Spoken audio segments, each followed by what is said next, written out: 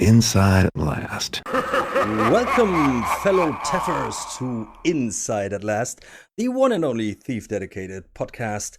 My name is Alex, and today I'm joined by my three sunshines, Nex, Seth, and Jake. I'm always messing up the names, I'm sorry, but hey, welcome guys, how are you? Good. Thanks for having me. Yeah, you don't need to thank you're part of the team, you know? So... Still. And again, it's a live stream. We have some viewers I can see. So welcome, guys. Thanks for joining us today. And today's topic will be the summer speed build competition. And we do a little, I would say, review on it. It's different to the normal contest reviews we did. We don't want to rate it by numbers. It's just some brief talk about our impressions, I would say. Or do you guys have any suggestions to make to our rating system? We should give it hammers the old way. Oh, wait, who was that? With a decent microphone. Did we ever have you on here? I'm the new guy. No, it's yes. Maybe you guys will notice that Seth has a new microphone, and so he doesn't sound like Burrick's turds. So yeah, that's like the level of what do you say, commitment he has. He paid money to improve the podcast. That's great. I try. So do you guys all have the document open? Yep, sure I do. Should we do it in just that order? Or what do you guys think? I'm happy with this order. It's my play order. Yeah. Or, what do you, next, Jake? Yeah, Fine with me. Fine. Okay, but overall, what is your general impression of the summer speed build competition? Or what was your first thought when you just read about, like, that it happens, and what were you thinking? I was thinking speed build. These are going to be really short missions, and the quality is going to vary wildly. But there's always, in speed builds, I find one mission that is like, it really stands out in terms of how finished it feels in relation to the amount of time that got spent on it. I would say the same. I was just I was kind of expecting most of the missions to be pretty short, like Seth said, and maybe not very sort of having all the bells and whistles in terms of the sound and the visuals and things like that. So this has been very eye-opening, to say the least. And next, I was expecting missions that overdo one aspect and then forget the other parts, right? Trying to make it too big of a mission for a speed build. I didn't have the highest of expectations. Not a fan of speed builds. guys, you know what I forgot? What'd you forget? Yeah, the bots are not in. Thanks. Okay, I was gonna say Let's something. start again. No. I have an idea too, but it will take some work. Okay. But now he's not joining. That's bad. Live stream only podcast. Yeah, that's the problem. This is how we know we're real, right? This is Okay, now we got one, and the a other statement of our realness. one. Yeah. My impression was actually the same. I was like, oh man, it's like, will be just like 4-minute wonders, like with shitty graphics, not so great gameplay, and but I was, it was the opposite of that, actually. I was totally not disappointed. I was actually surprised in a very positive way. You can say that again. I've done a few game jams in my day, and I always get to the end of them, and I feel good about what I got done, knowing it could be better. And then the other team always blows me away because they always got more done and surprise me. Game jams are sweet. Now recording. So, should we start with the The Four Emperors. Let's go. So, Seth, just tell me, what are your thoughts about the Four Emperors? My spark notes for Four Emperors was that I really liked the idea. We do have some gauntlet missions for Thief, so it's not the first of its kind, but I liked most of the puzzles. There was one or two that I thought I couldn't figure out if I was doing them right or if they were just broken, like the lava platform puzzle. Yeah.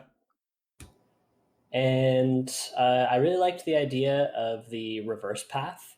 That was really clever, and that felt very smart. I was a bit sad that some of the rooms were a bit samey. Like it had that Lost Souls theme, or Lost Souls, a Lost City theme. But I felt like a lot of the corridors were very similar, and it was easy to get lost. And I do wish there were more Craymen. I know you have feelings about Craymen, Alex, but I like. Wait. You just said the word Lost City. So when I read that, like, I think I read it that it's inspired by the Lost City, I was like, oh no. Yeah, I think it came 2 days later than the other ones. You know, it was released a bit later.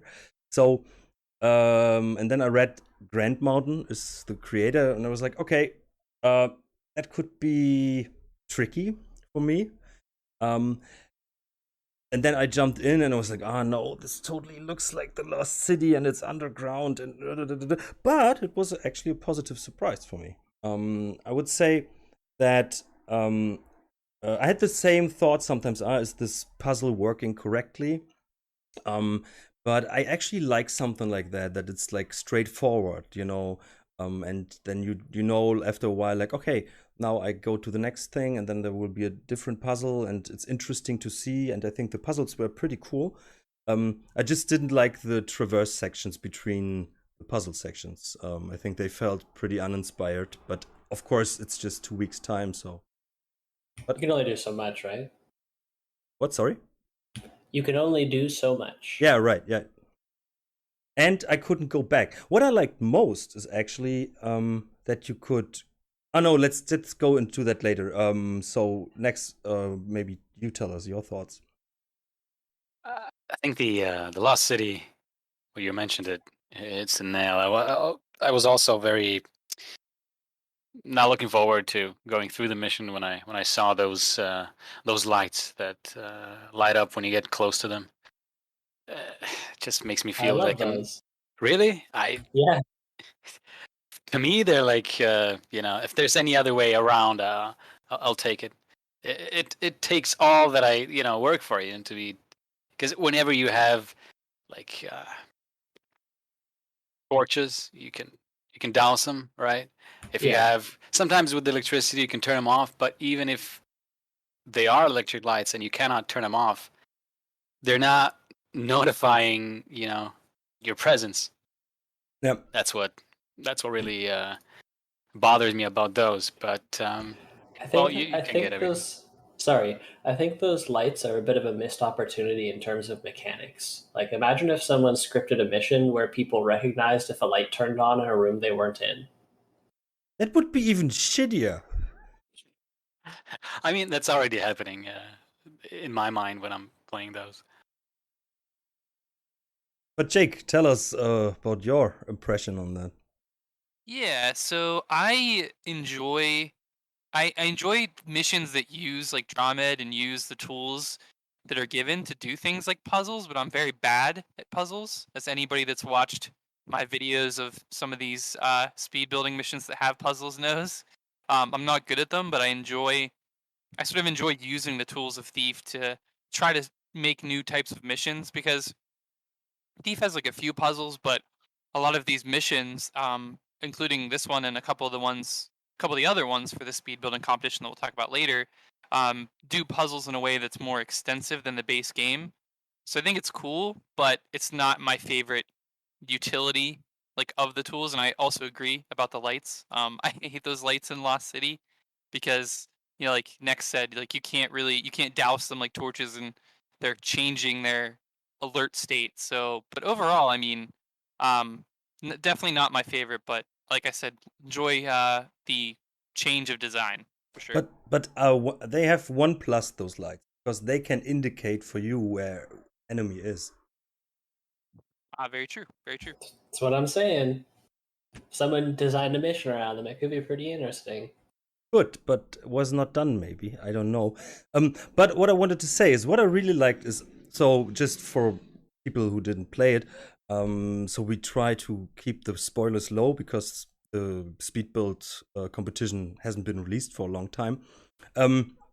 So you have like 4 emperors. That's the basic narrative of it, and so you have 4 different puzzles based on. Yeah, what is it? It's based on fire, right? Then it's. I think they were based on attributes that the society valued, right? So like strength, intelligence, swiftness, right. and I forget what the last one was. Yeah, and so you have different puzzles. Mostly they are, I would say, physical puzzles. I would agree. And what I liked is, so when you come to the end, then you have to go all the way back. At first I was like, that's really boring, really creative, you know. But so you come back to every room.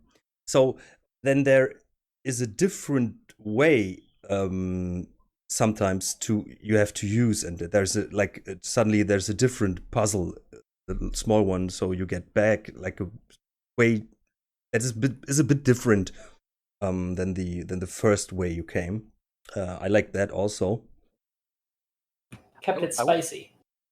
I was anticipating a lot more of me backtracking and not being able to solve it, but it all kind of went very smoothly, even though, I got stuck a couple of times not being able to solve one. I think in that regard, it was well done. But one question, because I couldn't finish it, because I didn't find out with those platforms, with the lava, I couldn't get back onto the first final the platform. Patience one. With this, yeah, is it Patience? I don't remember. That's where I got stuck as well. Is it the one where you have two lakes of lava and you have to get across? I don't know if it was 2. I know it's just like high platforms, and there is a way to get to them. Oh, you're thinking of the invisible bridges. I didn't want to spoil that. Yes. That like next to me, we are like both describing, really like, yeah, this room with that. That's the only way I can make it obvious which one it was. The last, the first and at the end, the last one where you get back, and I couldn't reach like the starting platform again. I didn't know, and I was so early playing it, so there weren't any things on the forum, and yeah, then I lost interest. You probably took the wrong path. One of the problems I had was that in the room next was describing where you have to deal with platforms. I did the puzzle the way I believe it was intended to be completed, and the platform didn't rise. So I was going to die no matter what, unless I really, really finessed those platforms. So I ended up doing some weird acrobatics to complete the puzzle the way it was intended. And then when you return, your platforms are supposed to be gone, and there's a new way to egress out of the room. So if you didn't complete the puzzle the right way the first time, there would be no indication of the direction you're supposed to go the second time, and then that puzzle that you're describing would make absolutely no sense because it has a very simple solution the second time around. Okay. And sorry, Alex. Which one was that? You really got me intrigued. Let's spoil. Okay, so the lava platform puzzle, I believe you were supposed to knock a rock off of a lintel so that you could use it to weigh down a pressure plate so that the platform would come out of the lava and you could cross it. I couldn't get the plate to stay down no matter what I did. I think it was a glitch. So I ended up doing like a strafe run jump around the corner onto the platform that let me mantle up and over the puzzle. That was going back, or That was the first time. the first time? So when I returned to that room, there's actually a little alcove inside one of the ends of the lava rivers. And if you climb it, you end up over top of the invisible bridge puzzle. You end up on a new platform above it. And it's very like Indiana Jones leap of faith. And you just walk out, and there's an invisible bridge all the way across. That one was great. Yeah, so I was very reminded of Indiana Jones actually throughout this mission. I liked it. I was waiting for a saw blade puzzle that never came, Yeah, I think that describes the theme really good. which I liked. I really liked that. Yep. I do agree that I also found that the sections, connecting the puzzles. I didn't like that we had a new monster every time, and especially the Craymen. I hate those. I think I they love are the Craymen. they are actually like the best supernatural enemies, in my opinion, because you can knock them out normally. Yeah, that's true. And they You can don't. blackjack a Crayman. Yeah, and they don't spit their burps into you, and you don't need to kill them with a sword like the haunts. And but the sound they make, The sound they make they're definitely, I think they're creepier than like the ghosts for sure, because they're yes. biological. I think there's only one thing more creepier, and that's those insect things. With The their Bug Beast. yeah, the bug beast with their their mouth sounds and stuff. I liked the Crayman the first time I played through Thief, and then I played I think it's Broadsword of Sheol by Sperry, and he uses Crayman as a creepy enemy in that mission, and it was super effective. So ever since Sperry put that out, I have been a Crayman fan. Okay. I don't recall that, but maybe you can later give me a link. Sure. So, but basically, I assume that we were surprised, or at least next to me, we had like some. The theme was, of course, like not to our likings, but I think it was a good surprise actually, and that's always the crucial part of a puzzle, of a puzzle mission. The puzzles where if you figured them out, you could figure them out easily. I would say that, or after a bit of thinking, I would say. I never had to look it up except the last one. Yeah, the thing with puzzles that's tricky is like you want to make them easy enough that they're solvable, but they have to be hard enough to give that satisfaction to the player when they to make you feel like I'm a genius for solving it. But it's always, it's a solution that's been pre-designed by a designer. So that's, I think, the tricky part with puzzles is having that area, because as soon as you have to look them up, for me, it's always kind of ruins. It's like, oh well, I'm The kind of like magic is cheating dead. now. Yeah, the magic, exactly. Yep.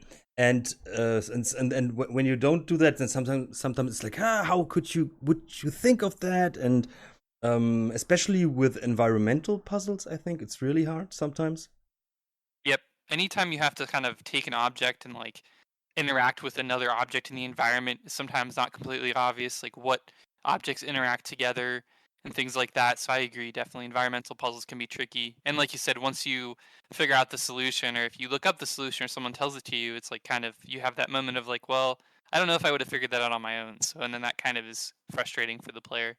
And it's also like things when they try to give you hints to the solution in the environment, like maybe like you have like let's just take did you play Trefolnot's first mission already? Which one's the first? The one that was released first. It's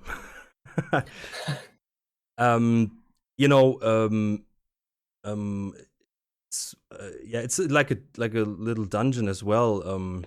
So you have different platforms, and then it's color coded, but it's not really clear, you know. So in what order? Bertrand's Tomb. Yeah, but right, and that's, you know, that can be tricky or misleading actually. But of course we will talk about this in detail next week, when we have Trefonot as a guest. But yeah, I think that's an example, you know, like if you try to give a hint, but sometimes the hint is even more confusing,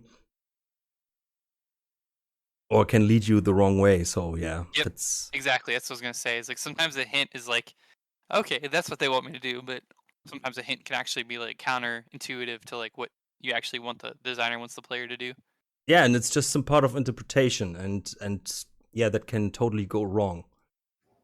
Developing puzzles for games takes a lot of care. Like you need a lot of play testers who all have different ways of thinking, so Yep. that they can all tell you like this worked or that worked. Yep. It's hard. But on the other hand, I'm always very impressed when they do it well, like Malazar's Tower, or I think Hilbert's high-rise hotel. That they have something where you sometimes you're like, okay, I was a bit stupid, or I wasn't thinking the right way, or something like that. And yeah, but on the other thing is like placing hints, and then but maybe you don't find them, you know. And with them, you could have done it. But without it, it's like,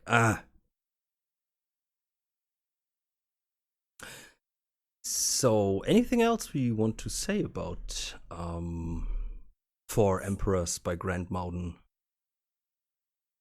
Great name for a mission. Just simply to 4 Emperors. Just Yep. very cool. And you don't know what to expect, actually. Yeah, that's true. It doesn't give anything away.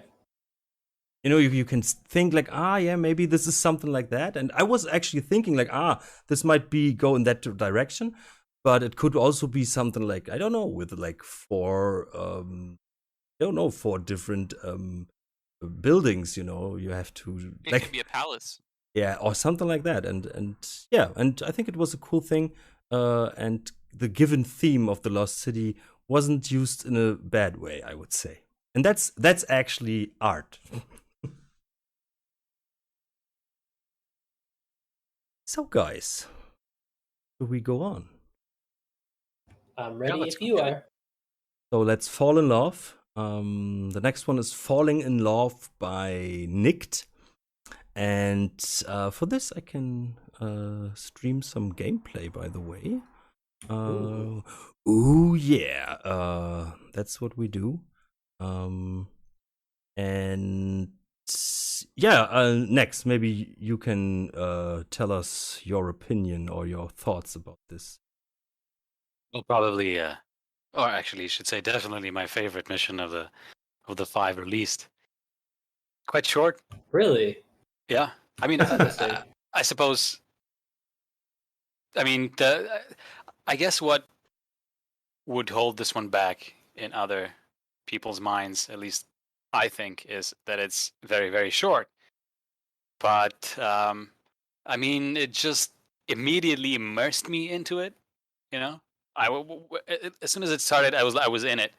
Whereas some of the other missions, I felt like, you know, they were missing the red line that would keep me in. You know, that ever important story. Where here you just had that. You know, there's not a lot to discover. There's not a lot to, but it's just fun. And besides that, it has what I miss a lot in missions nowadays is the verticality. I feel like so many missions forget that. I mean, yeah, this one is practically only verticality, but I wish we had more missions like that. Yeah, I have to agree. I put I really enjoy missions that sort of subvert your expectations. And I think Falling in Love is a hilarious title for this, but I didn't expect it to be a descending mission, like when I set out to play it.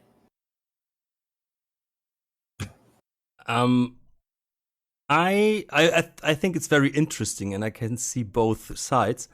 I think what this mission does and why it's so beloved by many players is the competition. this adds. Like immediately after this was released, like in the thread, you could immediately see people like, hey, I did it in so many seconds, and then the next one comes, hey, I finished in 7, and the next one did it in 6. And I think this is something that could really engage players, like speedrunning. Yeah, exactly. And I think we have a lot of competition. I don't want to say thinking, but people like to compare their stats, how much loot did they find, that's also immediately when someone releases a mission and people finish it, then they post like their screenshot or whatever, how much loot and how much time it took and how many knockouts and stuff like that. And I think this not only did it for the stats, but on the gameplay level. And I really like that. And of course it's by Nick, I love him or his missions. And of course the expectations were very high for me. And I didn't know what to expect, but after, I don't know, 10 seconds, you're like, aha, funny wordplay. That's why there's a comma in the name. But I really liked it. I think it's a cool idea, and I love bad wordplay. So this actually adds to the experience. But yeah, it's just it's a fun mission. It's a with a little tweak. But I can also see that that when you're like, yeah, but it's not a real mission. It's just a gameplay thing more. I thought adding the bonus objectives of completing it in a certain time as hidden objectives was really smart. Yeah. I almost did it in under 3 minutes on my first playthrough without realizing that was a potential objective. Because it tells you which ones you missed at the end, right? I think I was like 3 minutes, 16 seconds or something. And I was like, oh, if I had spent less time looking around, I might have done it. Yeah.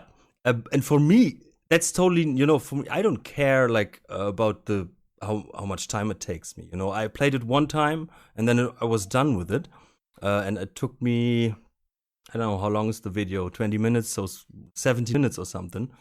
But of course, I really wanted to explore because of research and stuff for this episode here. Yeah. For science. For science, yes, actually. Yeah, but Jake, you didn't say much. Yeah, I mean, I like this mission also for kind of similar to something I said for the previous mission for Four Emperors. It's exploring a side of gameplay that you don't always see, and that's, I think, also like these missions like break down like how many elements are in Thief. Like you have like the platforming and the mantling that you use like in this mission. You have like the environmental stuff and the puzzles that you have in like Four Emperors, and it just shows you how much different elements actually combine to like make the Thief formula. And also, I definitely second, third, or fourth the notion of the title. It was hilarious. And I'm really bad at the platforming in Thief and first-person platforming kind of in general. But at least with the at least if you jump, you can hopefully mantle something to save yourself, or hopefully there's something below you to catch your fall. But yeah, I mean, I enjoyed it. I mean, I'm not good at it, but I also was kind of surprised or delighted, I guess, of the bonus objectives. I think you're just saying something very important, that this carves out another strength and another thing of the Thief gameplay possibilities, and where you can lay your focus on. Thief has so many things you can focus on on your mission. Is it the story? Is it the atmosphere? Whatever. But what I think is that this mission actually could be like a prototype mission for a contest, like like doing a contest about like just something like that, and how fast can you make it through the mission, And I think if people would think about it, the authors would come with amazing ideas. Someone would do verticality, others would do like some moving platform jumping, which I would hate. But but there could be so much done, and I think this is like a really clever idea. And then you have to think like, okay, then you can do different challenges, like play it with a new mantle on and off, and have the different difficulty levels, find so much loot, and on your way. So I think this could hit a nerve by so many like the speedrunners or completionists and whatnot. I do think you hit the nail on the head when you use the word prototype. Like, I think it's visually really cool and a great idea. I think it's missing some of the exploration that makes thief missions great. Like, I would really love to see someone revisit this idea, but with a story complete mission along with more interiors, where the objective is ultimately to get to the bottom, but there's a little more exploration to do in the buildings Almost you visit on the way down. almost life of the party-esque, maybe a little bit. Maybe a little, but like I like this idea of the big central pit, right? Like with just buildings around it. There've been missions that are similar, like Zealot's Hollow for the 64 cubed contest was pretty similar, except you're going upwards. So I think this mission was cool in that it inverted the usual expectation. What I could think of is like, of course, this is like an apartment complex you're visiting in this mission. And of course, it would be really interesting, to find readables and how the neighbors, complain about each other, and the other one is in love, and maybe within that, she's like, I wish he would know that, I don't know, whatever, my father has taken the letter I sent to him, so he doesn't know that I'm in love. So you, as Garrett, can like find the letter and then bring it, back upwards to the guy she's in love with or whatever, That'd be cool. I get what you're saying. I'm so creative. And You should be a fan mission writer. nah. What- No, but something like that, What if you still had, like, sort of going off what you said, Seth? What if you still had that sort of central, like, pit or area, similar to, say, like how like the Mage Tower has like the big tower in the middle, but like you could still like go into the buildings and like maybe like explore like a floor or a couple rooms, but you couldn't descend through the buildings because of locked doors or something similar. So kind of so maybe like a more linear, I guess you'd want to say, like kind of descending life of the party esque almost, like you're not going sort of horizontal like through the city, but you're going more like you're going down or you're going up, Yeah, down. you got it exactly. I'm thinking pretty much this, but with like just with some more areas to explore in the individual buildings. There's not much to do in this mission except concentrate on moving downwards, right? So you're missing. There's no guards. There's no like trying to find a way to make the jump without getting shot by that bowman. Stuff like that. Yeah, you could have maybe like different ways to descend where you could make more noise, but you'd maybe alert a guard, or you'd have a way you could like kind of jump on a silent platform, like maybe some carpet or grass, but it's harder to make that jump or something like that. So just other ways to like explore that sort of like mechanic of sort of risk and reward for descending, Exactly. So I think there's two things, like a mission like you just described it, and I'm still thinking like this would also be a cool, I don't know if it was done, but I don't think so, like a cool contest idea, like platforming stuff, so The climbing contest. how many contest ideas did I have during the last episodes? It's We should just write them all down somewhere. yeah, actually, I'm seriously thinking that, and or Brethren has to listen to the podcast more frequently so he can write it down and open it. But yeah, so in general, I thought it was a really cool idea, but of course, there can always things added to a basic idea, evolves. But with just 2 weeks time, I think he did a great job, actually. Amazing one. I'd like to add one more thing. The speedrunning thing, yes, it was a nice addition, but I thought that how we talked last time about missions not utilizing the follow mechanic thoroughly, and how much it could be expanded. I felt like at first it was only the immersion making me try to escape down as fast as I could. But once you finish, you see the bonus objective, and you get extra motivated. But I have to say that I haven't seen that many missions from the top of my head, I can only name one where you're on a timer within the mission and you have to do, that one certain thing really fast.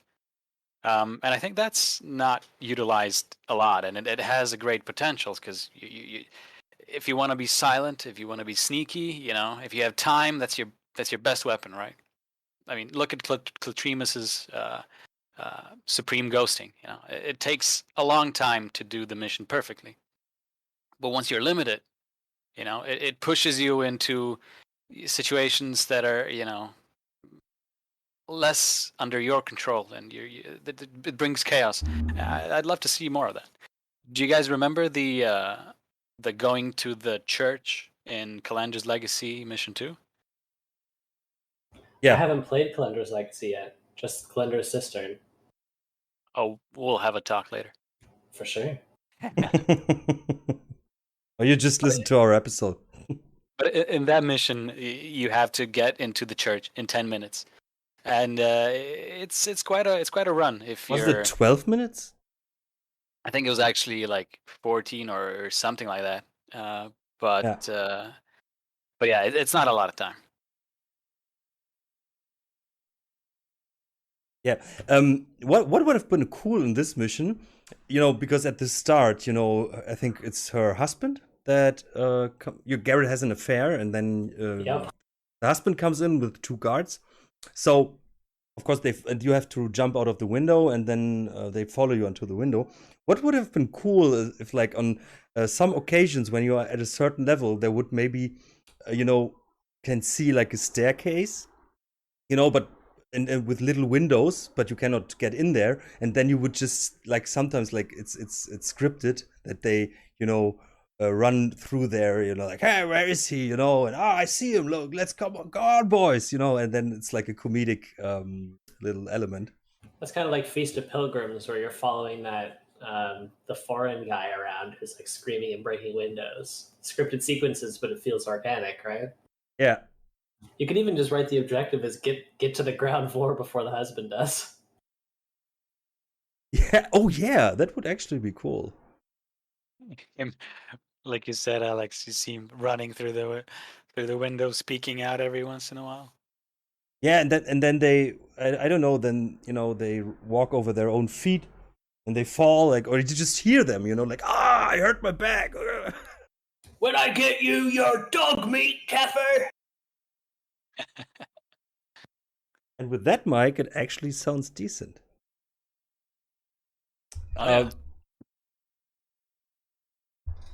Anything else to say about falling in love? Best mission ever. It's by Nick, so it's one of the best missions ever, of course.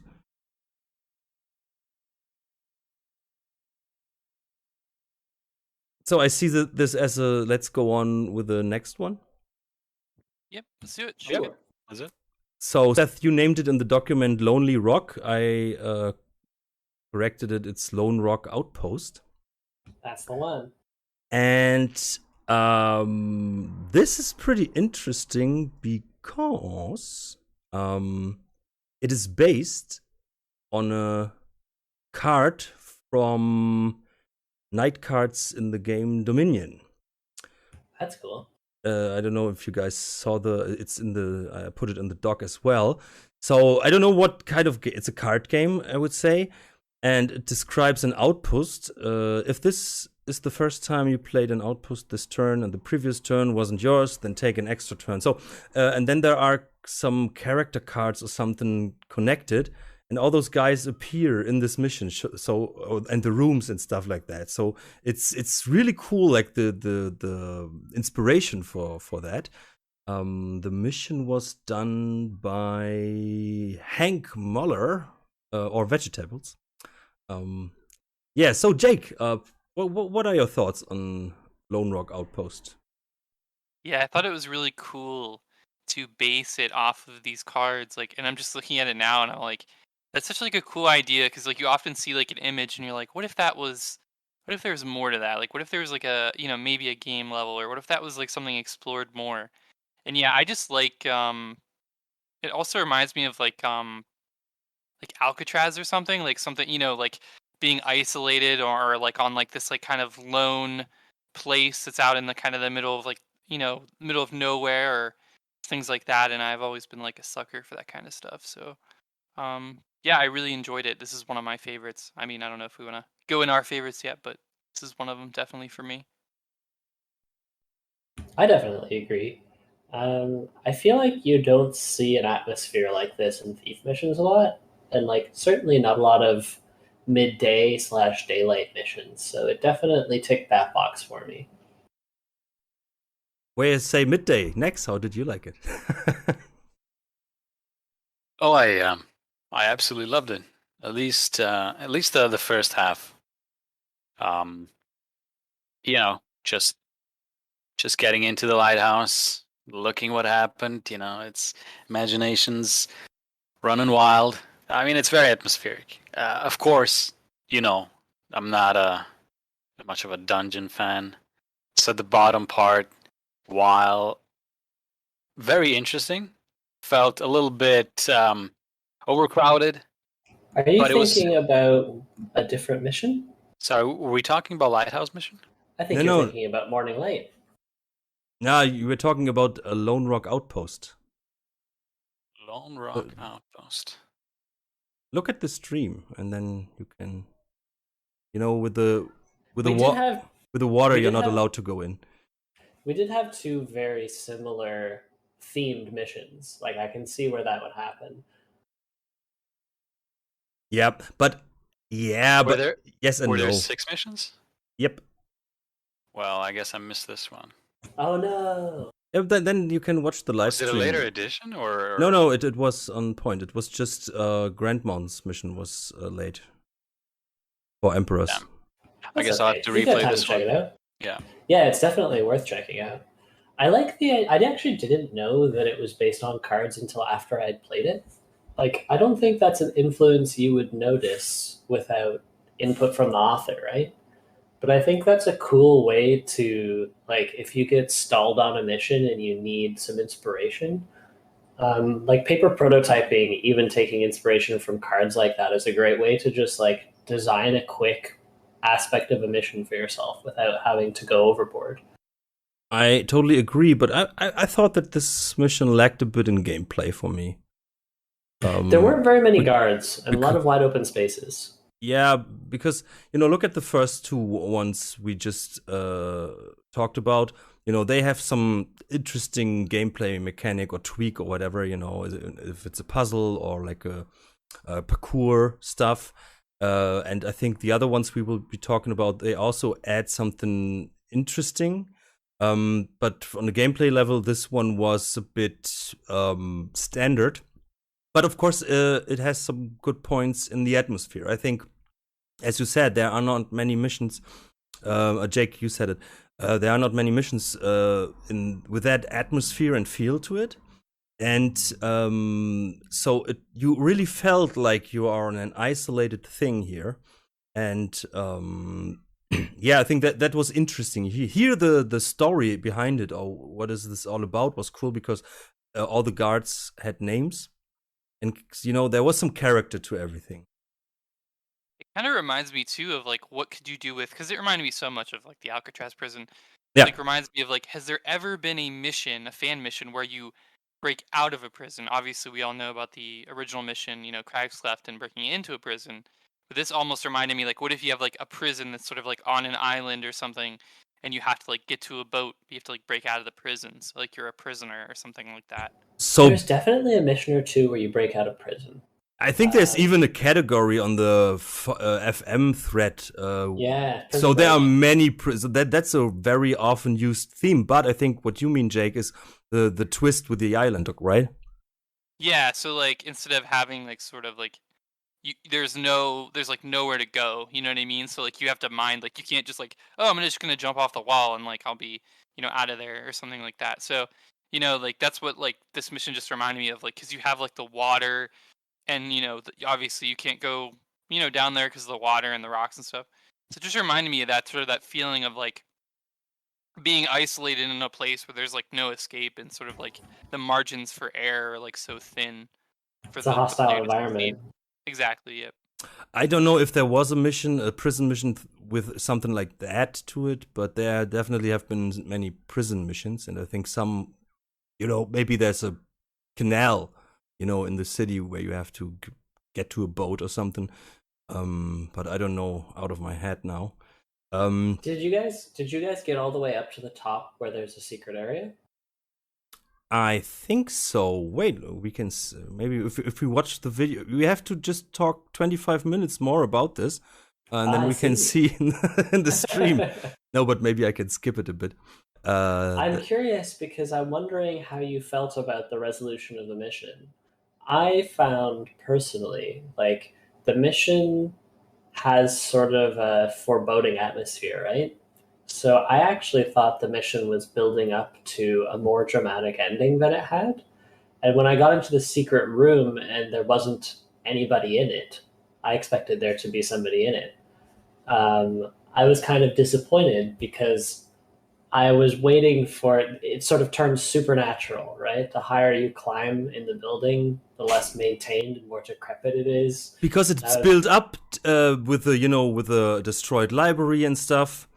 Yeah. You have the feeling, okay, this is restricted here, so something happened, and then there's the secret. There was some puzzle on the floor with the platforms or some buttons or something. I remember that. Mm-hmm. And then you get up there and there's just a dead guy. Yeah. Correct. Right. Now I remember. I was waiting for there to be something else. I was waiting for a big reveal or like a little boss sequence or something. I don't know. I wasn't quite sure what I was expecting, but I did feel there was a slight anticlimax. Was a bit underwhelming, yeah. I like the mission overall, though. I was very pleased with the atmosphere. I love missions that feel like this. Yeah, looking at the video now again, like seeing all like the wide open sky and just like the exterior and like the backdrop is like something definitely like unique. Like it gives me like a unique feeling. Like at the toilet, look at the toilet. I definitely laughed when I saw the toilet. It's realistic. Yeah, there are a lot of castles with what do they call those things? Garderobes. Fun fact about castles, slight segue, but they would often have these garderobes over whitewashed walls. So you can imagine what castle walls would look like with these toilets hanging over the side. Yeah, we Europeans don't know stuff like that, so thanks for enlightening us. I'm glad I could help. No, Nex and me, today we still go on the toilet like that. Wait, there are other ones? Yeah, you go in the forest very often. I know that because I'm following your Instagram. Yeah, that's true. But that's actually the way Europeans go on the toilet. This is a story I have to tell because I knew some American person, and that person was coming to Europe, and he was surprised that we have flushing toilets over here. He thought that it's just in the USA. No, that can't be real. Yeah, and fridges and stuff like that. That we have technology over here. Yeah. And then I explained to him that the computer, for example, or the rocket, or whatever, almost everything was invented over here.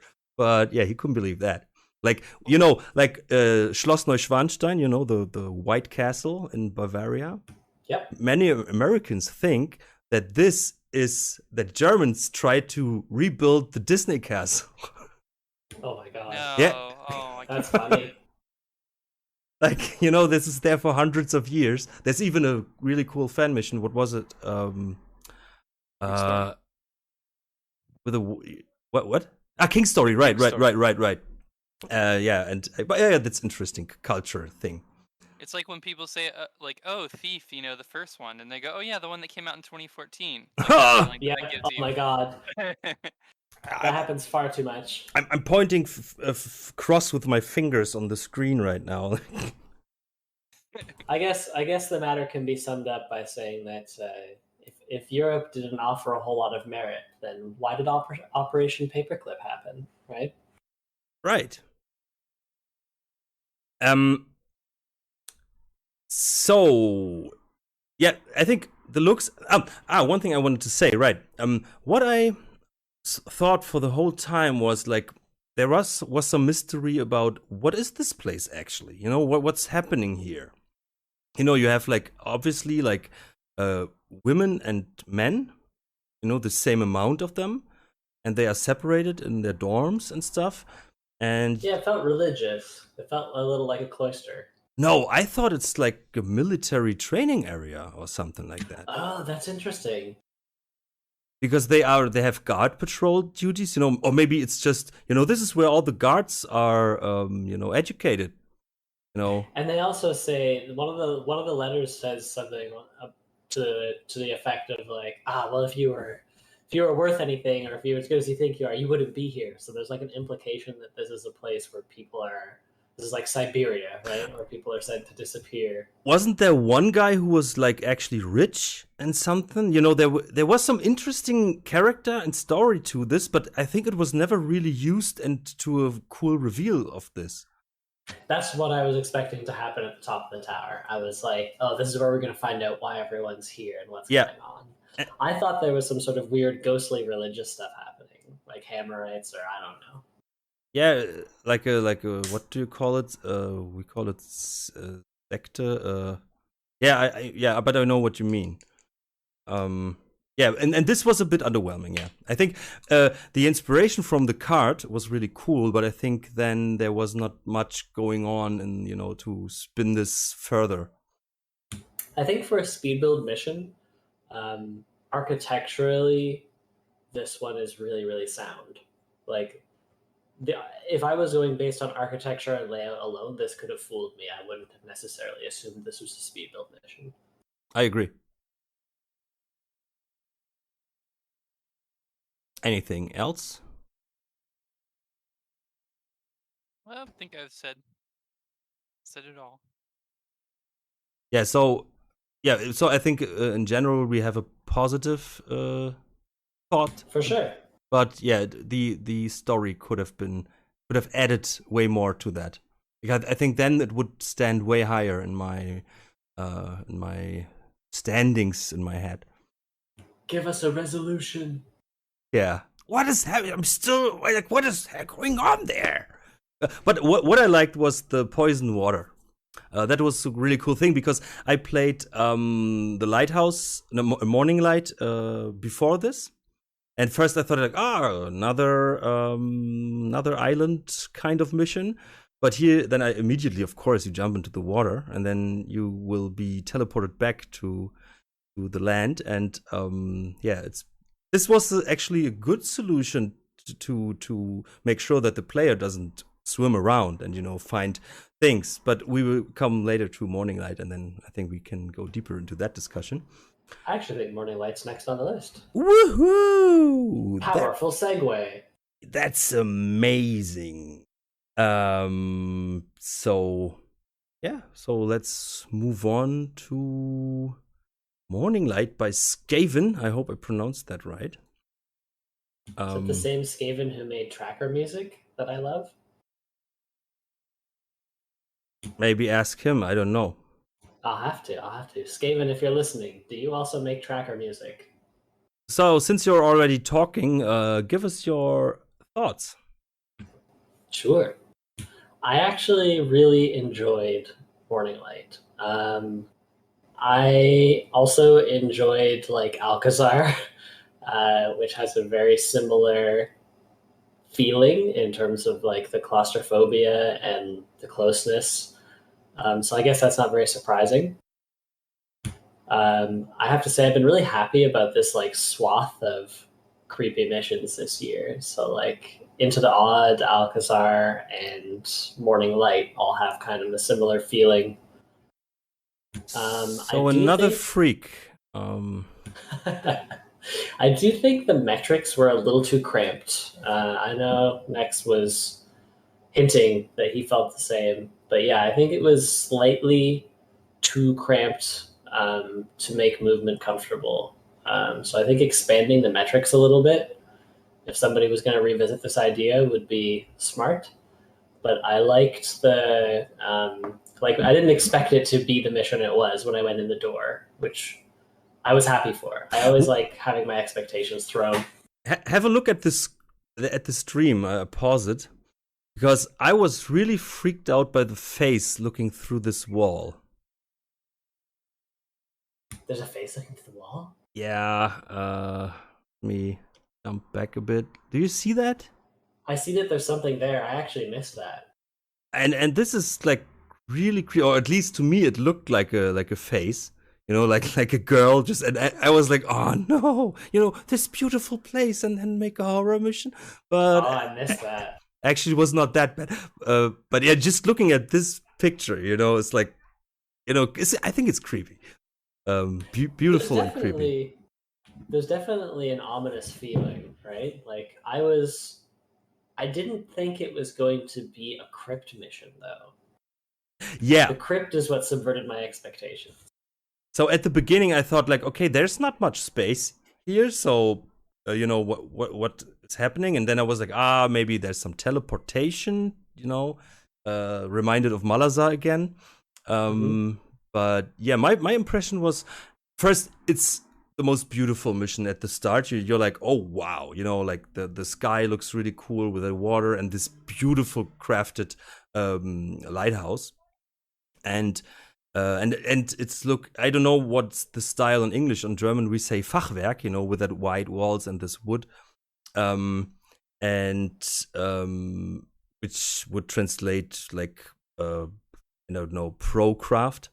And pro craft made by the pros. Yeah, something like that, It's the best. Yeah, it's you play Minecraft? Nah, I play Procraft. No, but then you enter, and it was really tight. Even on the above the surface, it was. But it was realistic, so actually I have to give it credit somehow. A lighthouse is pretty tight. For sure. I agree. I think it was a little tight above ground. I think it was mostly tight below ground. Yeah, and there was a chance to make it wider, more open, exactly. I would say. Yeah. Exactly. So I'm going to admit something. I played this mission in reverse. The first thing I did when I got inside the lighthouse is I ran down the stairs, saw a pile of boxes, chopped them up with my sword, and there was a trapdoor. Yeah, I saw that too, but I was like, oh no, wait, this will be the main thing, so let me check out the rest first. I'm not as patient as you. I brute forced it open with my sword, and I played the entire crypt before I ever went up to see the blue light. Because my assumption was that this was a mission that you could complete without ever seeing the secret. I thought it was a secret. So here I am thinking like, oh, I'm so clever. I'm doing this, I'm seeing all this stuff, and no one else on the podcast is going to know. And then, of course, I finished the entire crypt below, and I went up to the top, and it's like, go down and explore the crypt. And I just checked the objective off because I'd already done it. And I was like, oh, I shot myself in the foot. Next, do you remember on the Thief 2 contest, I think it was, there was this mission where you could like totally, on easy difficult, you could totally miss the biggest part of the mission because you could already finish it before you find the secret. Do you remember what it was? Can't remember the name, but I do remember the mission where there was a cave area where you didn't get in. Yeah. And there was some puzzle before with the statues turning. Some have to face you, some have to turn the back to you, and I think I remember that mission as well. Yeah. I also don't remember the name. Yeah, and on the normal difficulty, you had just a loot goal, and as soon as you come to that, the mission is finished. It stops. There was another phase, by the way, yeah, and so I can see your thinking here. But yeah, I was like, you know what? I think this is not a secret. This will lead somewhere else because the rest was so small or appeared so small. So. Yeah, but at least you felt clever. Yeah, that's cool. It was like, oh no, it goes down. Yeah, tell us. What was your thought about this? Well, I was really enjoying the first part. As soon as you go in, as soon as you see the lighthouse, you're just like, oh, what's happening here? You almost have to slow yourself down, not just to run around. For sure. But then you're starting to see how it is. It does seem a little bit disheveled. It seems like nobody's been alive there, and then you'd come to the very top, and it proves a point that sometimes you really don't need any enemies in the mission to make it scary as well as very interesting. The environment's the enemy. Exactly. It's not the threat, it's the feeling of the threat. Exactly. In the mission. So I enjoyed it very much.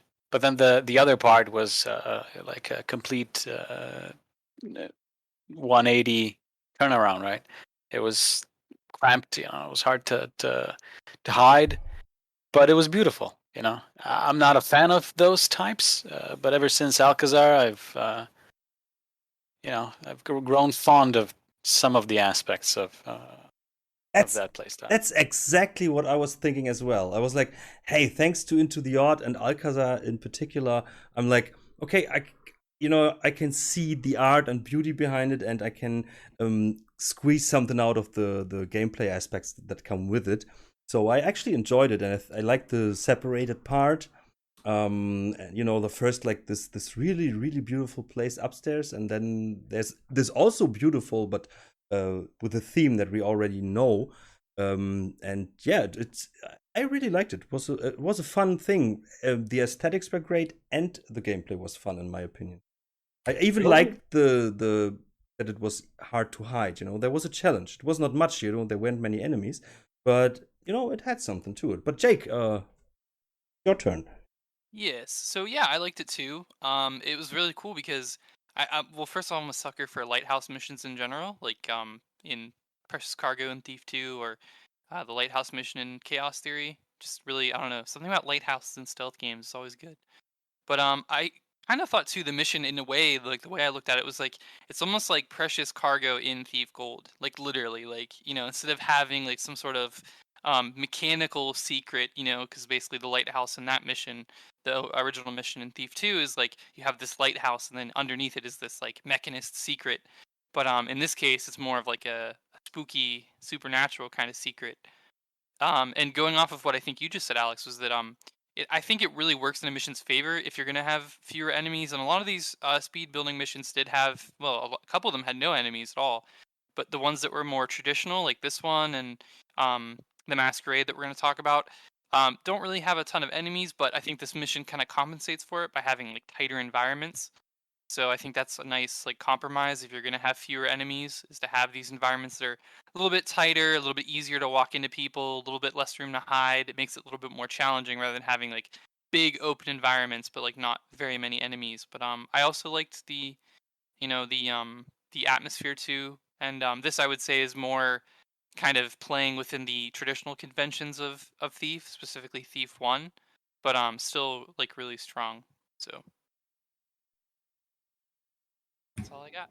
That was actually a good explanation to the fun of this mission. Yeah, I think in my opinion, I don't know if it's the most beautiful one, because there's one mission coming where I'm like, this is also really, really beautiful. But I think when you start and the first look is like, wow. And that's what I really liked. And then even the gameplay was fun. Overall, I think this was a really decent job. It's one of my favorites of this competition. I didn't expect that. I didn't expect this would be one of your favorites. Now it has a decent mix, It's interesting to look at. It's beautiful, and the gameplay stuff, But as Nex said, if there wouldn't have been an Alcazar, I think I couldn't appreciate it that much. I would be like, like it started so great, and then. But now I can see like there is something to this style of environments and gameplay. So I think it's kind of young, right? We haven't had a ton of Thief fan missions like this yet, and I think it's sort of becoming a genre. I think actually it's like it comes back, with new technologies and stuff, with the improved engine. But I think the style actually, especially like Alcazar, they are like Thief 1 themed missions. Certainly. And I think that it's coming back a bit, like and maybe doing that in Thief 2, and yeah. Well, my best days are yet before me then. I am very happy about that. I have to ask, and I know that there will be no response, but I wonder if the dead guy at the top of the lighthouse was a reference to Robert Eggers' The Lighthouse, the movie. Because I don't know if you guys have seen The Lighthouse, but the one of the supporting characters is obsessed with the light from the lighthouse. He spends a lot of time at the top. You know, since we are not a nerd podcast, we don't know that. See, Yeah, I know. What nerdier can you be talking about a 20-year-old game? No, I don't know, but I think this is something for the forums and YouTube. I think someone will answer. I leave it to you. Somebody tell me. Yeah, but this time you can go check the answers yourself. The answers are No. out. Yeah, the answers are out there. No, but this is interesting. You know, you can contact Skaven on the Thief Discord. Ask him. I should. Good. You know, like you are in there for 5 minutes now, so you know. It's true. I just discovered the Discord today. Yeah, this Thief General Discord. Yeah.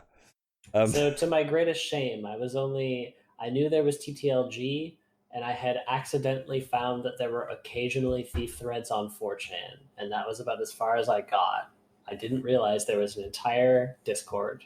I had hoped, I had dreamed, but today Alex invited me. You are in the most important Discord already. You have already been there, like our Inside at Last Discord, of course. Oh, certainly. And this, you know, and the Thief General started as a sub channel, and then, you know, no, yeah, but I, you know, I didn't think of that, but I know that when I was invited to that, I was like, yeah, actually there is one, you know, so I had to say, It makes sense. yeah. Yeah, what else can we say about this?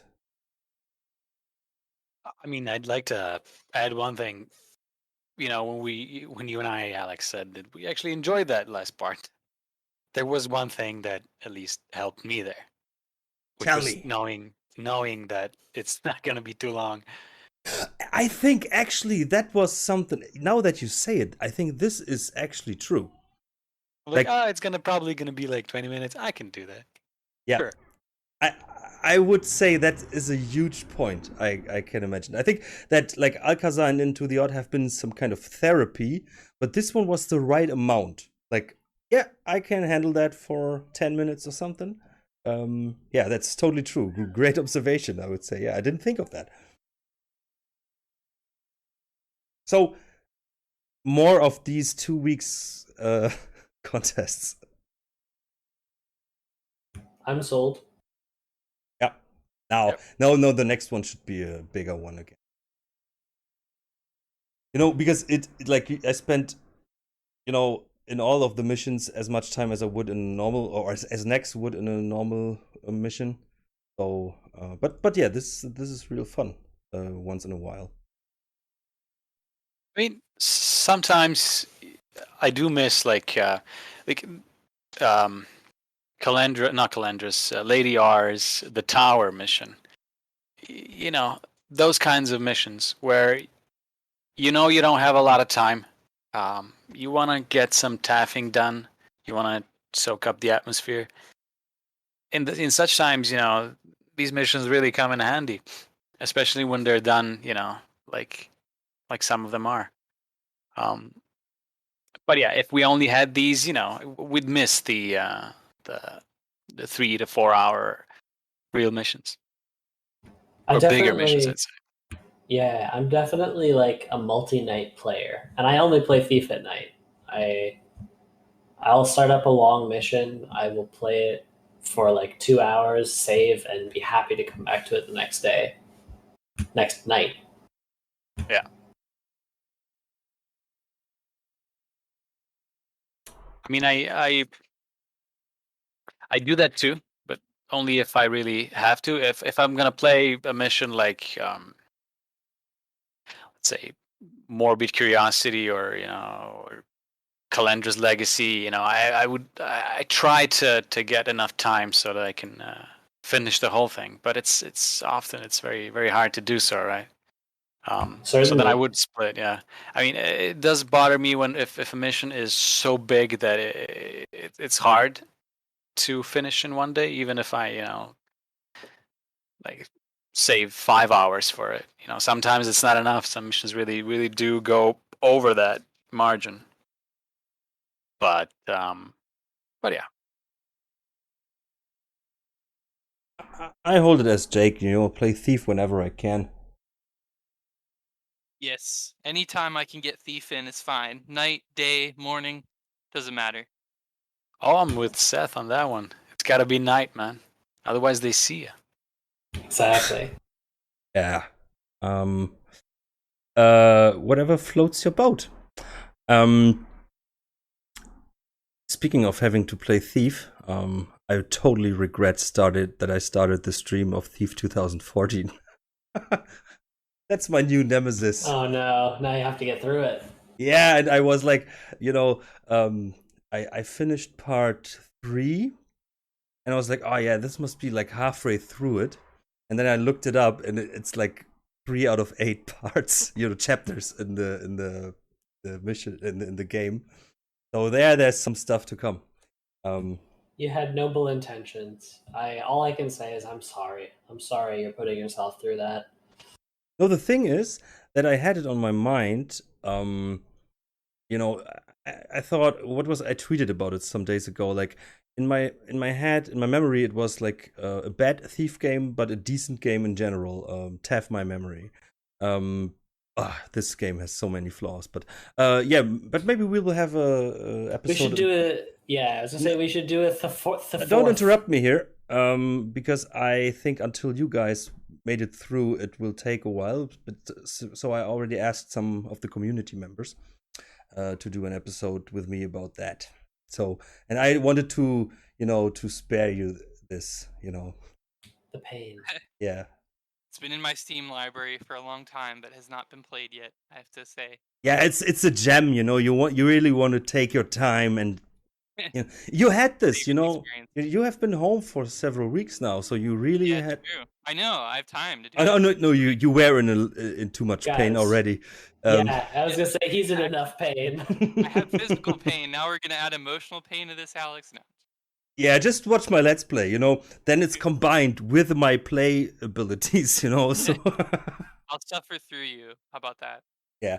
But yeah. So, I think we can move on, right? Yes, sir. Absolutely. Let's go. What is the next one then? Veered Masquerade.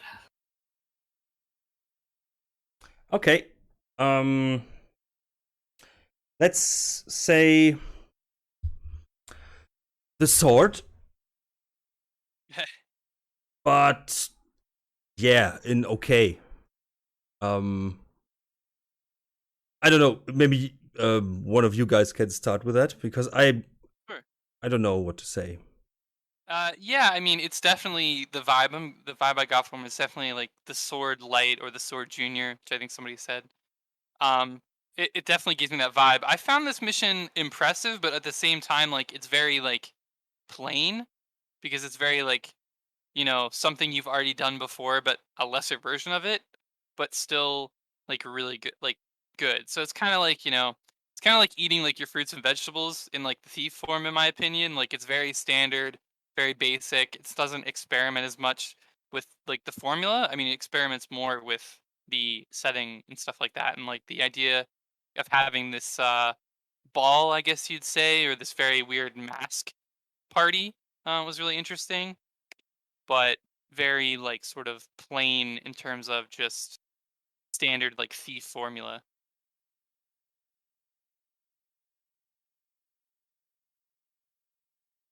Somebody else maybe want to give their thoughts? Interesting. What do you mean by, you've done it all before? Because it reminds you of a lot of other missions, or? No, it's just very similar to the sword. It even has like the hallway that like spins around and things like that. It has like, I think, the room that kind of like is big and small. Like it has like a garden room that's very similar to the sword. So it has very like similar aspects to it. I think so. the way I'm going to weigh in on this mission, I have a bit of trepidation about critiquing it too heavily because I'm not sure how many missions Zoro has done before. This might be Zoro's first mission.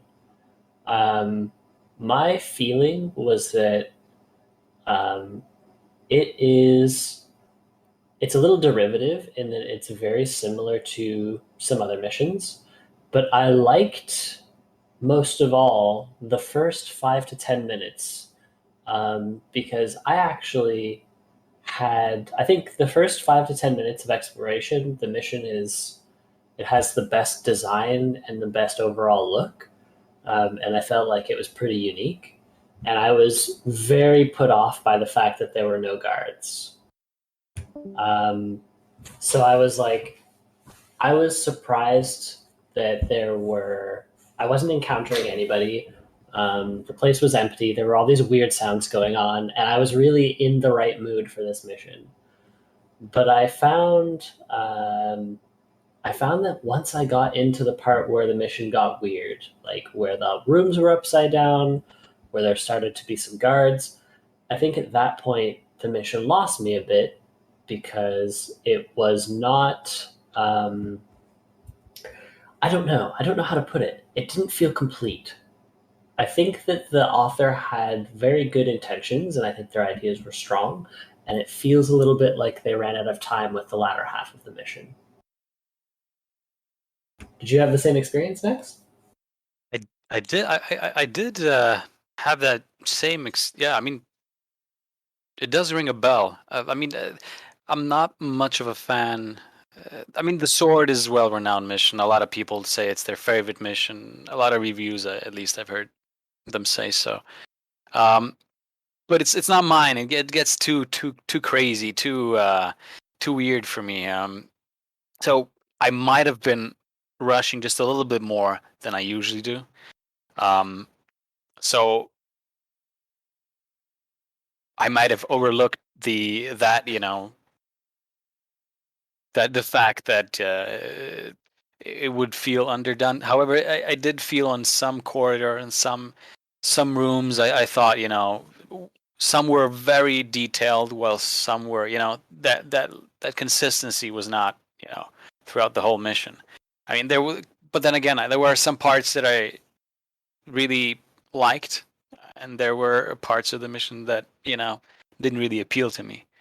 I relate to that. Yeah. But given the time, I thought it was, I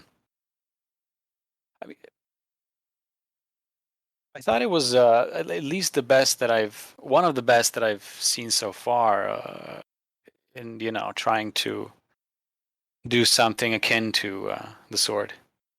I think that the size might have gotten away from the author. Like, it's a speed build competition, right?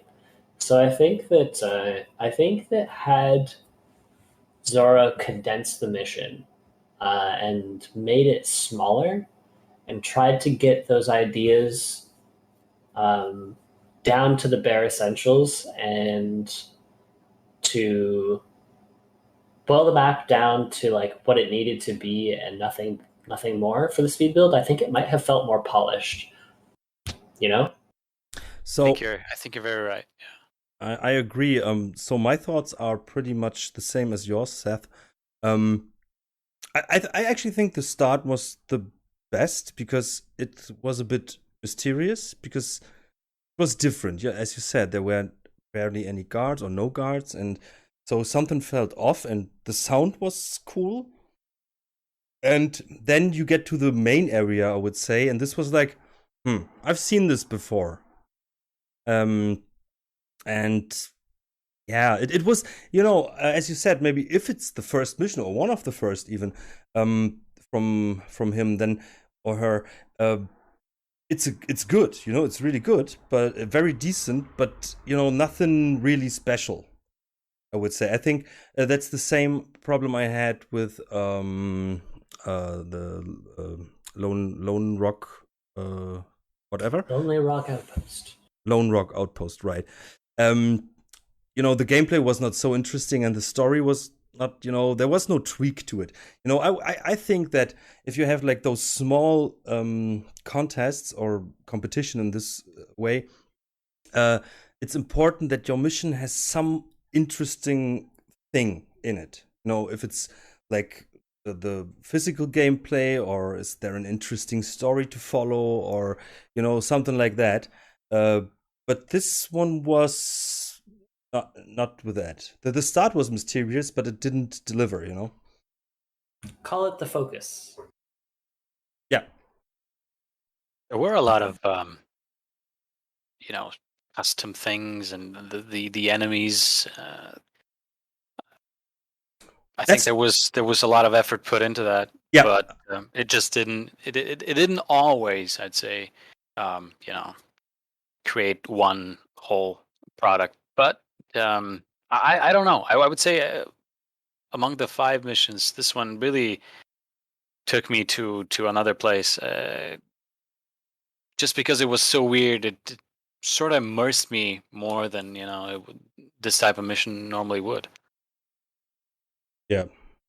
In general, I would say it's very decent, and as you said, there is a lot of effort put into it, and you could see the ambitions, and I think that now I would like to know, like, if it's his first, then it's really great, and even if not, I think for the time and whatever the time they had, it's decent, But the competition was really tough. I would say that. Yeah, it's a tight one.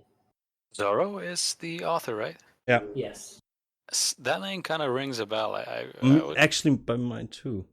Yeah, I don't. But I'm not sure. But I would say that it's probably not as bad. The first. Yeah.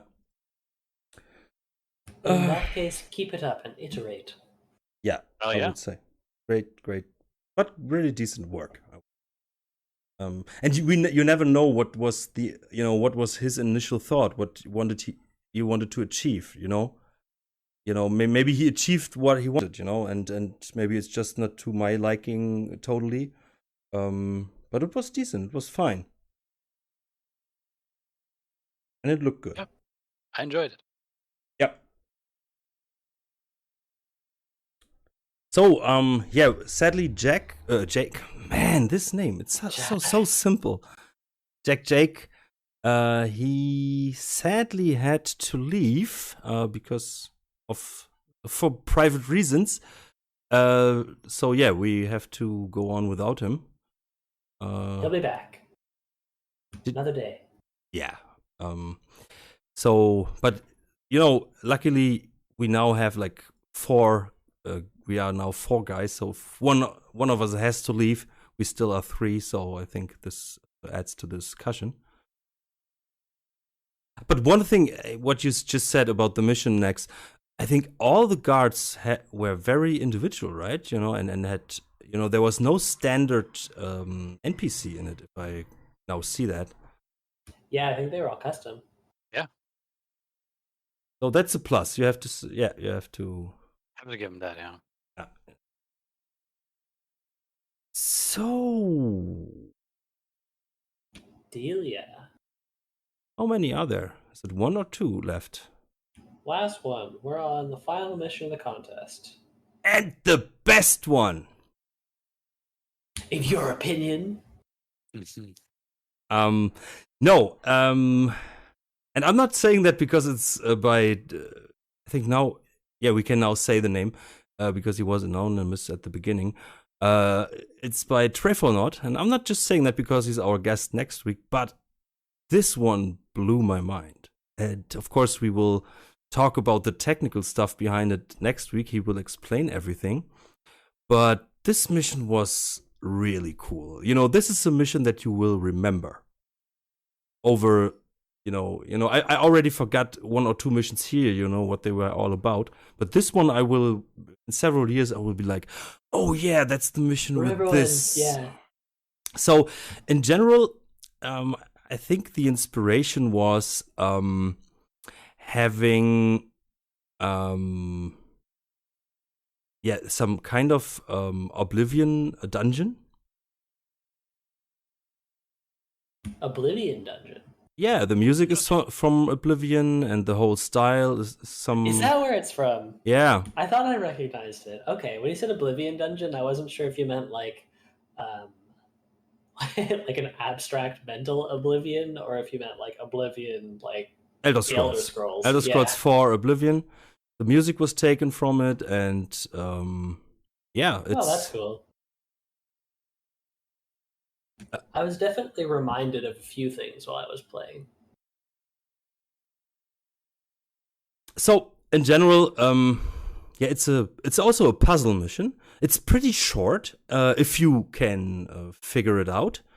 But it has, let's say, the portal that was such an amazing thing. You know, we have seen portals before in Thief fan missions, especially, but you can always see when you have been teleported. You know, if you look really close, then you see like the jump. Yeah, and here it's not. And you know, as I said, he will explain it next week how it worked. But let's just say there's that. It's not your granddaddy's portal. It's like there are two. There's a room and you can walk around. Then you activate something. Suddenly there's like you can walk into another room within that area where you have been walking around. It's so hard to explain, but you guys know how Portal works, you know, like the game, and this is happening here. Like you cannot shoot the portal, but it is there. You can go through it. You can look back, but then you can also, and that was the great stuff. Like you had, I loved this one. You know, because when you shut down the portal, it takes some seconds until it's really gone. So you have to shut it down, then you walk through it, and then when the portal function has turned off, then you turn around, and then there's suddenly the room you just went in through the portal. Suddenly there's the rest of the room. It's mind-blowing. That got me because I know a little about Drummond, and that surprised me. I did not expect to have it toggle in real time. So I'm very interested to hear how that all worked out next week. Yep, me too. Definitely going to be an interesting conversation. Yeah, in many cases. What was your first impression? Like when you got dropped into the mission at the top of the stairs, what were you thinking? I want to hear Nex now. I talked so much. Same already. question to Nex. My first impression was, oh no, it's going down. This is a 2 mission. But it had a nice style. It gives you some coin at the beginning without any guards. I felt like, okay, cool. At least it might not be overcrowded, so you know, I had faith still. So, you know, I went down, and I don't know, when I came to the first opening, the big room, yeah, I was very much intrigued. It didn't feel like I was gonna hide from skeletons and stuff. And as soon as I realized that the statues, the living statues, are harmless, well, harmless, you know, for a time. For a time, yeah. Oh, the little movement they make when they are still frozen was I loved that. It was, you know, you were like, are they just statues? And then they make that move, and you're like, whoa. Oh, yeah. See, I liked. Okay, so I'm gonna get into my description a little bit here. I liked that there were living statues, but I think that having more movement beyond just the first statue was a little too much, because I found every time I walked from room to room, I was like, yes, I know you're alive. Just like, hold on, I'll get to you. I agree, yeah. I think that might be an engine limitation, though. I think it might be something where like you have to leave them on an animation cycle indefinitely. I don't know. We'll have to ask. But I think it was It was intentional, I would say. Okay. But it Here's would have been better if there, if you would come across like 3 of them not moving in any way, and then suddenly where you may be standing and watching something else, and suddenly this thing moves, and you would freak out even more. Yeah, it definitely the first time, because the first statue you see moves, right? So there's no time delay. You're never fooled. You know that it's going to be sooner or later will come to life. But I think maybe if they had been immobile for a good 5 or 10 minutes and you got used to them and you didn't expect it. It's a bit like the statues in Malazar's tower, a bit, like you feel safe. And then it's too late. Yeah, something like that. That would have been cool. Actually, the thing how the Malazar statues worked would have fitted to this, actually. I actually haven't beat Malazar's Tower yet. It's on the list. I'm just looking at the stream, and Alex is trying to light the candle with a torch on the walls. Yeah. That's nice.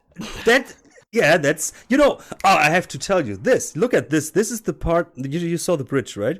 Yeah. And I did something that Rafelnot didn't want us to do, or he thought it's not possible, because you have to carry one heavy object, and actually you have to use the portal. But I was too stupid to know that. So I tried to jump over the broken bridge, and I tried, and I made it work. And of course, I uploaded the video, and he was immediately seeing it and was like, "Oh no, I didn't think that this is possible, so I have to patch it." He's gonna have to patch it again. You know why? Because what I did was I carried the rubble to the bridge and then jumped off the edge and threw it. Right, I did the same. Yeah, well, I did the same thing after it was patched already. I didn't even jump across. I just threw it across and took the health hit, and then climbed back up and jumped across and picked it up again. Okay, so it's still possible, right? Okay. Yeah, we're both breaking the system. You rebels. I think we're not the only ones. I did it by the books. Took me some time. No. But what do you think of the? I also like the riddle with the gates that lock down. It's simple. You just have to find the right route. But I like that a lot. Yeah, I played through that a couple times. I figured I took a slightly different route than you. Just watching your playthrough, I see that you grabbed the corner before you went back and did the row. I just went rows end to end and grabbed the last one before I did the row. But I like that puzzle that has more than one solution. Right? Yeah, it's just up to you. You have to figure out how it works, and then you know what the mechanic behind it is, and then it's your thinking, and that's like actually a great way to make a puzzle. It's a flexible puzzle. Yeah, so you can still feel clever, but you found your own thing. I do remember the first time I walked through that the wet area with the candle and it went out. I was like, oh, now I gotta walk all the way back and light this thing again. Yeah, this also got me, but I wish that had been more obvious. I think this is with a portal. It's there, and you can access it pretty early, and I think that it's up to you. Like, okay, this is such an interesting mechanic. There must be more to it. You have to use this in different ways. And I think that was actually a thing at the beginning where you have to get on that, or you can get on that platform, but then you're trapped. And and you were told, at the beginning, don't go in there, you will be trapped. And or no, I think you get in, and then the game talks to you. It says like, hey, now you're trapped. So seriously, you have to reload. That's funny. I never got soft locked like that. Did you do that next? Sorry, blow out the candle or? No, straight at the beginning.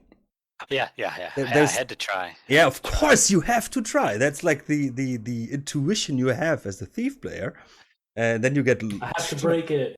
But do you like things like that, or do you think like, no, this is breaking the fourth wall, and this is not, especially for this theme of the mission, it's not working? No, I think it's fine. I think it's important actually, because I mean that area, sure, it was a small area, but let's say a player tries to mimic that, and he locks you in a bigger room or a series of connected rooms, right? It would take you a lot of time before you realize that you shouldn't. You're actually stuck, right? So once you're stuck, I don't mind the. I mean, if you make a mission where it's possible to get locked, unable to complete the mission, the player should be 100% aware that that is happening. Otherwise, you're gonna make the player mad, and he's gonna abandon the mission. He's not gonna finish it. Yep. At least it's likely, right? I mean, even if we go back to the inspiration in the Elder Scrolls, if you kill a story character, a message pops up and says, "You've killed a story character. You can't complete the game anymore, and you're trapped in a doomed world."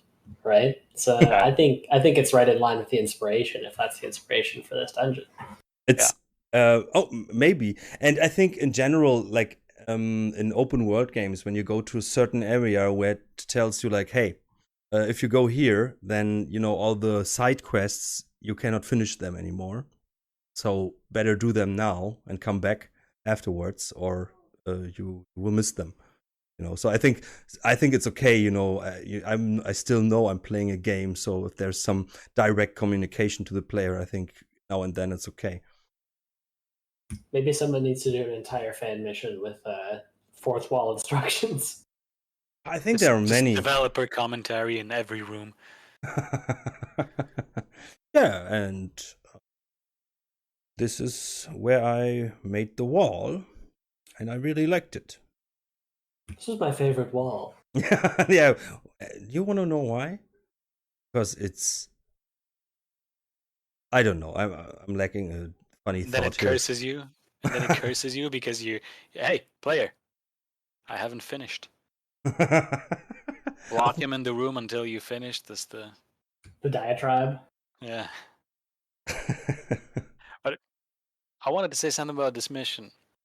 Like before, I was talking about the consistency in regarding the mission with the masks. Here, we have a couple of very interesting puzzles. At least I thought, right? You have the puzzle of getting the candle there. You have the puzzle to getting into the Library. the library, right? Actually,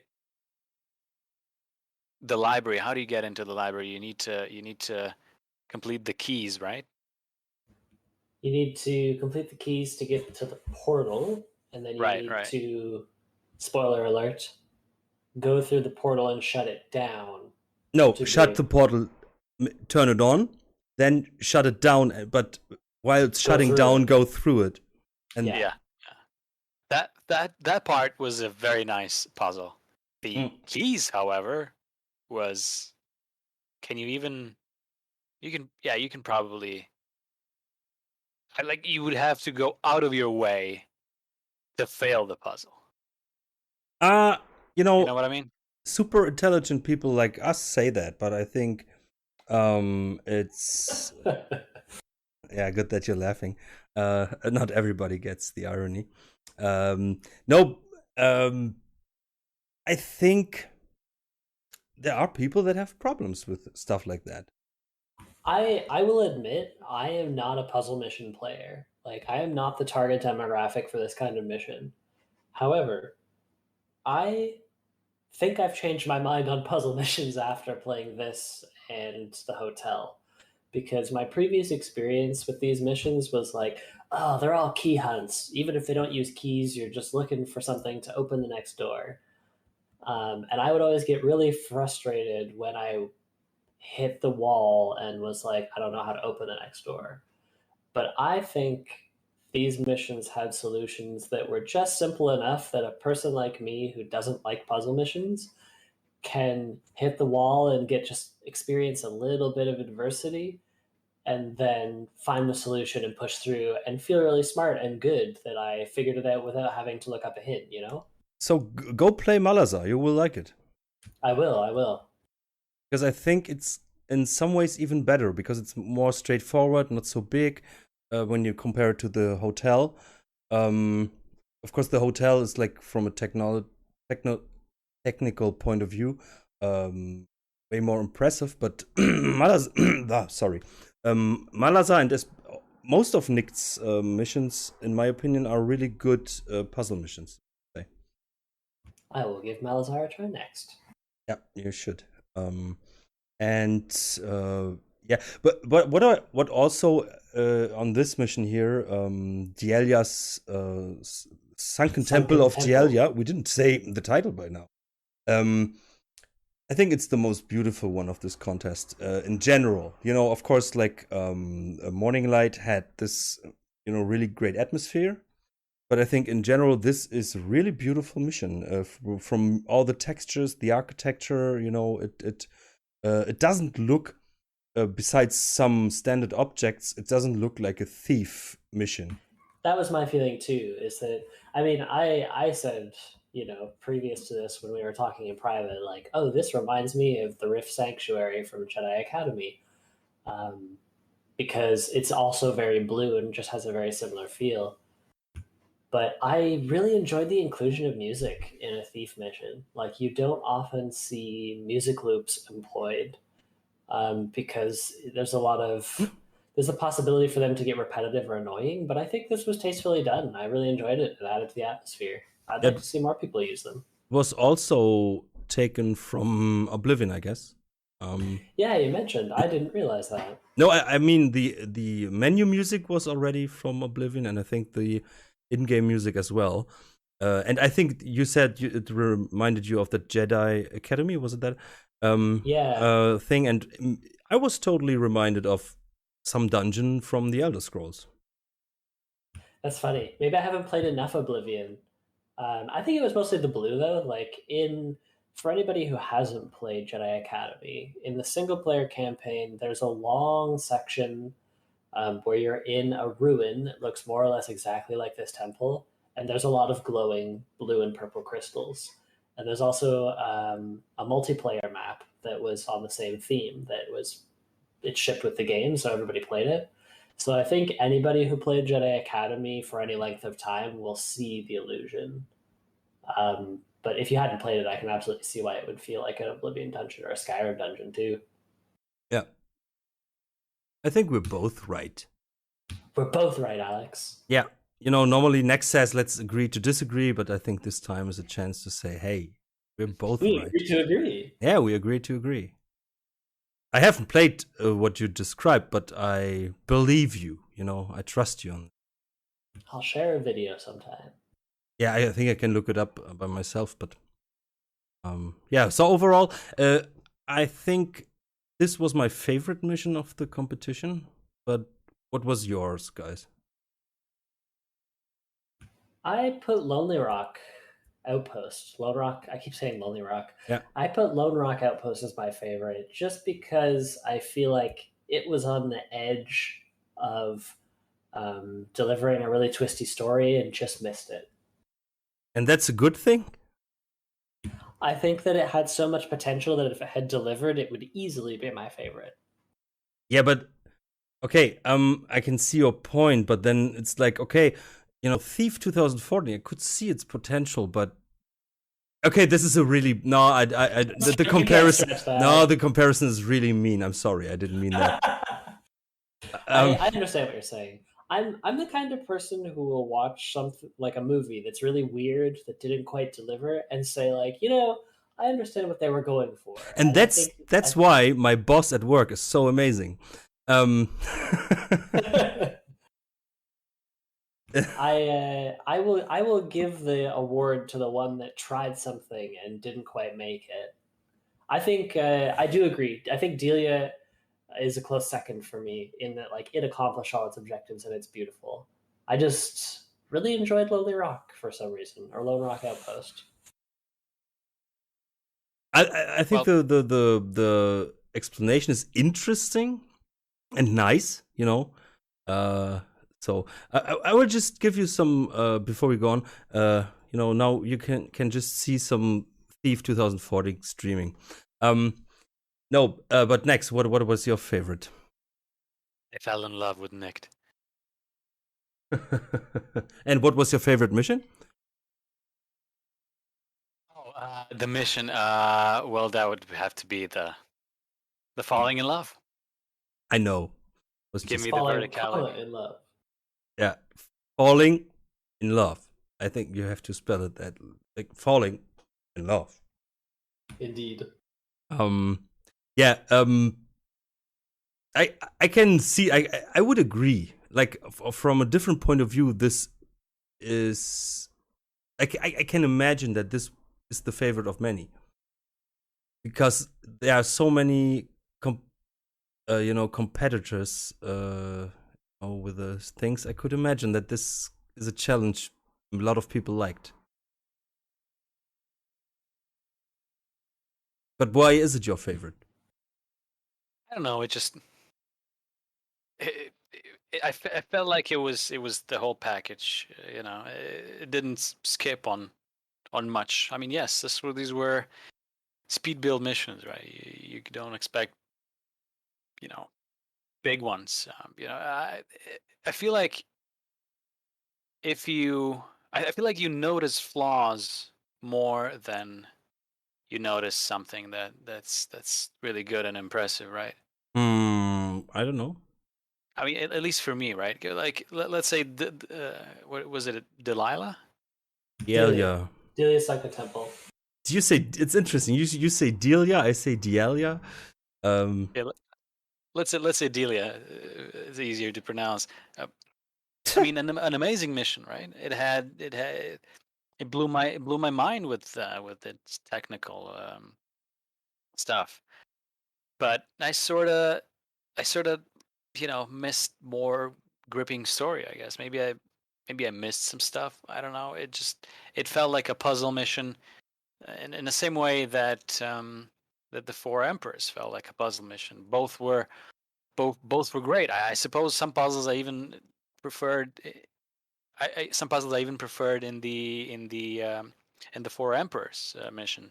Um, but yeah, they did lack the story, that immersion, whereas Falling in Love was a short mission, but you know, I felt it had it all. It had immersion from the start. It had that verticality, and you know, it had me in it, even if for just a short time. So that's why it's my favorite. Yeah, I can totally understand you. How about you, Alex? What was your favorite? If we don't already know. I said already that Did it's that it's Delia's sunken temple. Well, now we have it in stone. I wonder what Jake's was. That's what we'll never know. Jake's... Oh no, actually, I know. He said Falling in Love, so we win. I think he said Thief 2014. What's his favorite? Because it feels like it was built in 2 weeks. No. You know, it's interesting that my hate for this game now comes like 7 years later. It's okay. We'll have a session. No, and because the thing that is just streaming made me so mad. But yeah, it's just one of the... No, yeah, I think that's overall for this competition. I think it was amazing, and I'm really impressed that there was no bad mission. And I agree. And this is something how far we have come in the community. You know, like, you know, back in the days there have been those 48. Okay, 48 hours is way less, but you know, there have been those short contests as well. And of course, the technological things were different because there was no New Dark and stuff like that. But of course, things evolve because, you know, people learn from each other. So now there have been some standards that are already established. And I think this shows really, like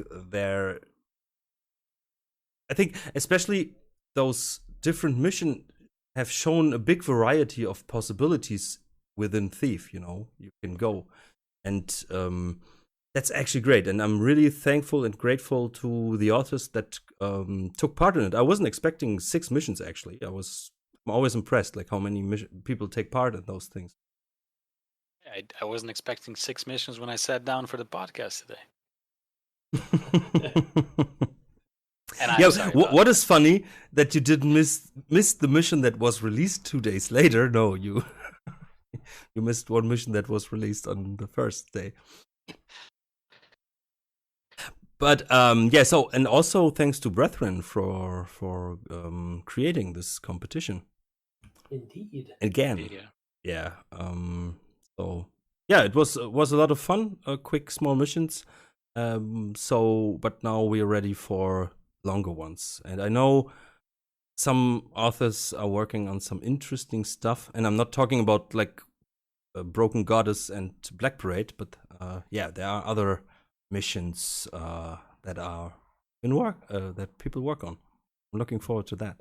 I'm holding my breath, so release them fast. No, release them when they're good. Yeah. I'm gonna die. That's okay. That's a sacrifice I take if I get a good mission. It's worth a life. Yeah.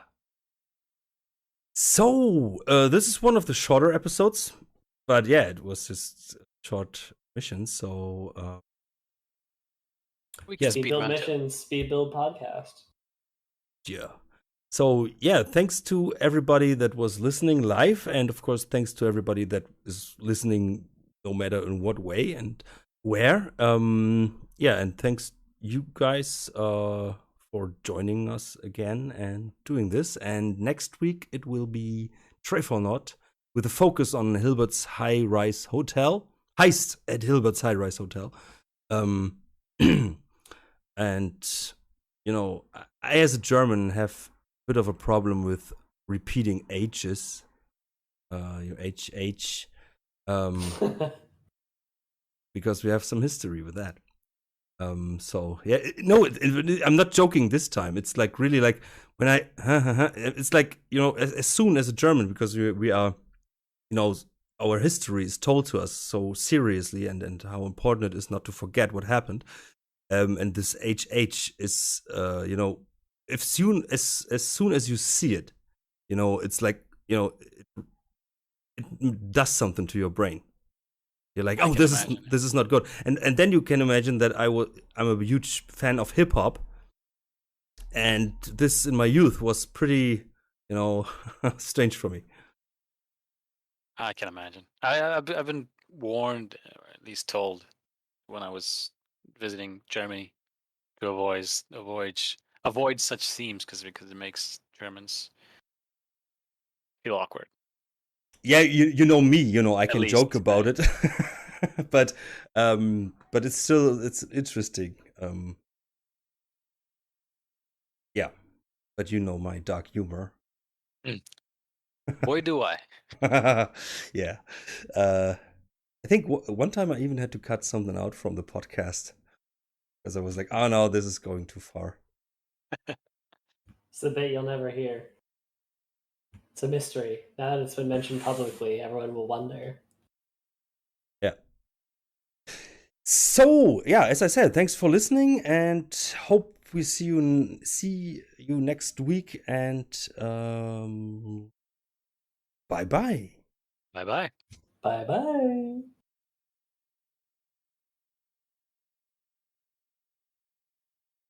Okay, the stream is over.